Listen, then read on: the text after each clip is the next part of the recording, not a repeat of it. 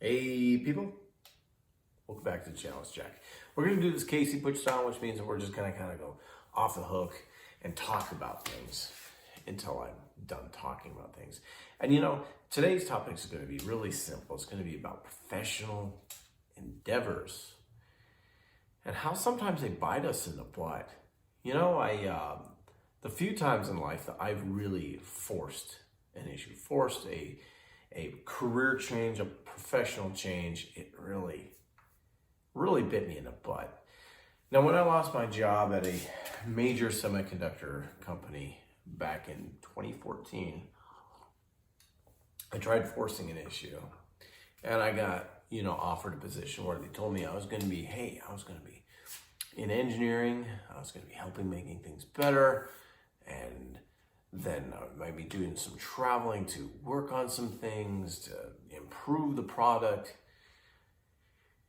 Yeah, that was all bull crap.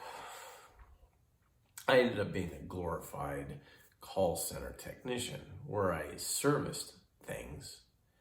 But anytime I had any sort of engineering from my background experience, R&D and stuff, anytime I had someone, hey, I think we can do this better, now here's how. Oh, no, we don't want to hear that, Jack. We don't want to hear that. We don't want, no. Get out of here, Jack. We don't need that stuff. We got this. That really cuts you. It's like, for a person who cares about the thing they do, who wants to make everything better, who wants to leave a lasting impression, who has a sense of self in their work, that's terrifying to hear. You don't want to hear that. That was a horrible working experience. I felt like everything I did didn't matter. Why?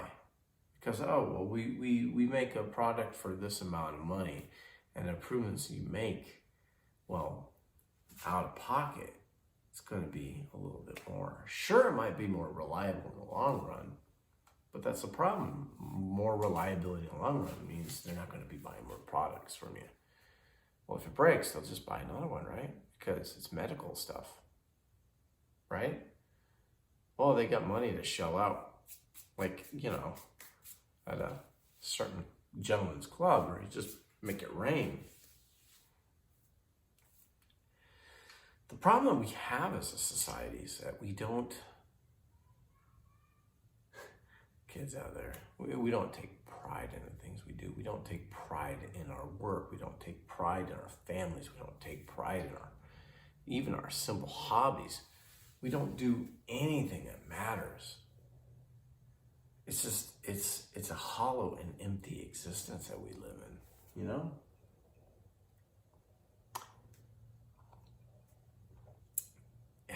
Yeah, it's Christmas. Sue me. I don't care. Like my one whiskey, it was available and clean.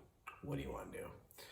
Anyway, the whole point of this video is to point out the fact that we have a systemic issue. Yeah, people talk about these systemic problems, but we really have a systemic problem of people not caring. From the lowliest companies to the largest corporations, bean counters, and people who don't understand. We've grown into this era of obsolescence, planned obsolescence, where you gotta have that new iPhone every year. You gotta have the new Apple iWatch or whatever they call it. You gotta have the newest car. You gotta have the newest doodads. What does that breed? It breeds endless amounts of debt. It breeds endless amounts of waste, because what happens to those things that you junk? You take those things that you used and now, well, it's planned obsolescence, so we need to buy new, and you just throw it out. The people that care about the climate think about, well, I'm killing the environment because I ride one of these or drive one of those. But what about the Teslas that are, lithium that's mined from the ground that has to go through all these processes? What about the carbon that's the enemy that's spewed out by these power plants that, replenish the batteries of these cars? What about, What about when you throw those lithium batteries out? How do you junk those things in a proper manner that they don't leak, they don't degrade into the environment? See, planned obsolescence is a real issue. That's why I like Casey Puch's idea with the Omega car and everything, and that's a really good idea. You know, diesel engines are inherently efficient. Inherently. They're simple. They're capable of lots of power. And look at his Omega car. What is it? Almost 100 miles a gallon without breaking a sweat, and faster than his Viper without breaking a sweat. That's pretty incredible. That's the kind of future thinking that we should be looking at. You know, not fusion power, things of that nature. It's the kind of future thinking we should be looking at, not this. Let's put a bunch of windmills out there and hope for the best. Let's forget about the fact that they displaced the air movement from one place to another, so that this place, which used to be a good place, is now arid and dry, and now it's hotter, killing a bunch of birds in the process as well. Hydroelectric power in the ocean with the things that actually use the tidal flows in order to create. You think they use flaps and propellers and stuff to create this electricity. Well, that kills a bunch of fish. I hope those fish are being reclaimed for food or something. I don't know. How does that work? Huh? All the solar farms collect all the energy. Well, those things go out. It does get cloudy, and I'm not sure if you realize this, but nighttime happens. What happens then with the sun? Are you getting any power at night? How do you store that power? I mean, these are things to think about. So anyway, my whole rigmarole for this, yes, it started with the whole concept of, have you ever been in a professional situation that you just hated, but you were taken for a ride? Well, there's a lot of issues that we have with our country, with our world. We're all searching for something. We're all searching for meaning. We're all searching for purpose. Some of us think we know we are purpose. Me, I'm a creator. I'm a designer. Design and creation is in my veins. And it pains me when I'm not able to do that.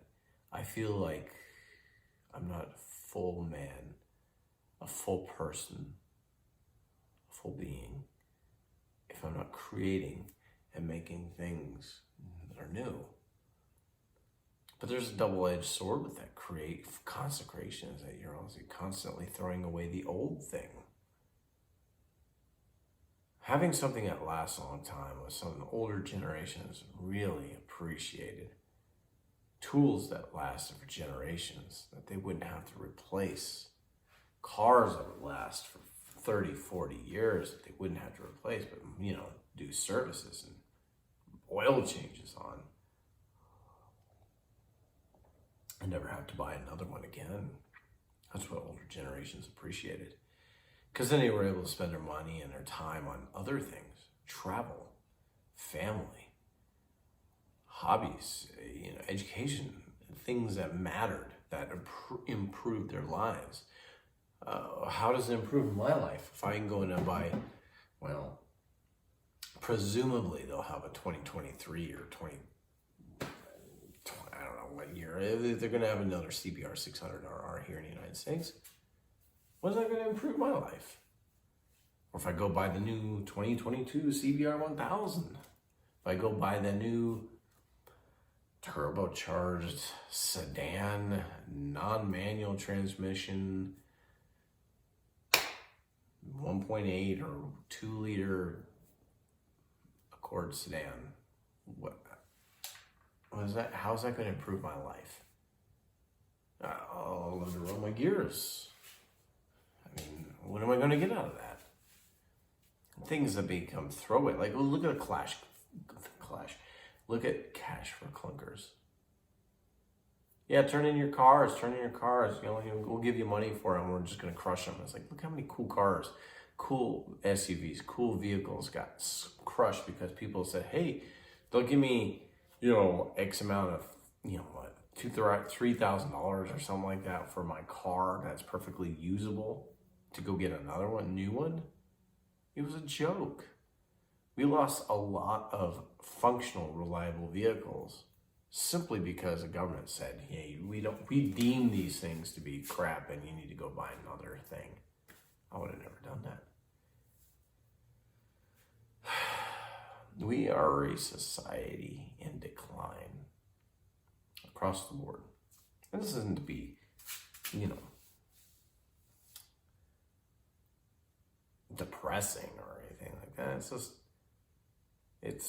it is a cycle that we live in. But we can always change these things. That's the great thing.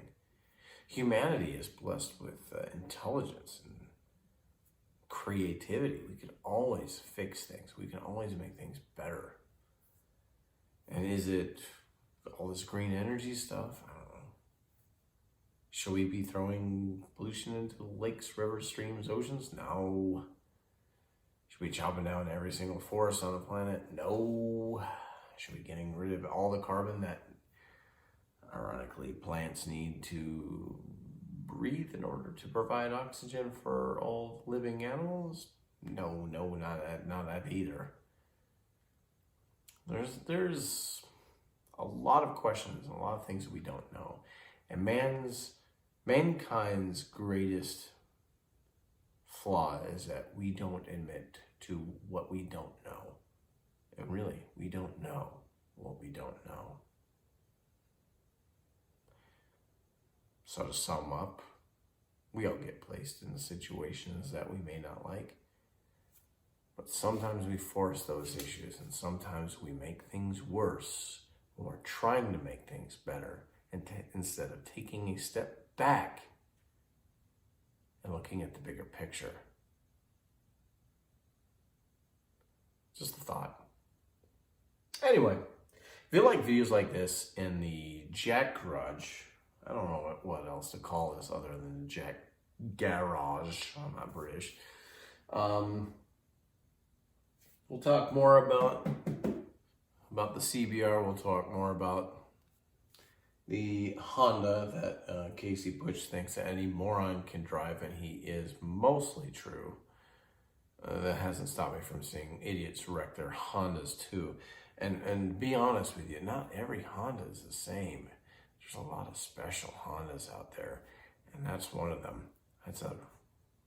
That one right there is a unicorn Honda right there. Not a lot of those are around, but we'll get to that at some later point. Not the fastest thing, but damn, it's fun. It really is. You put a little bit of special sauce in the tank, and it's a different machine. Anyway, hope you enjoyed this video. Don't forget to like, subscribe, and all that fun stuff. And you know what? We'll talk to you again real soon. Have a good night. Enjoy your week.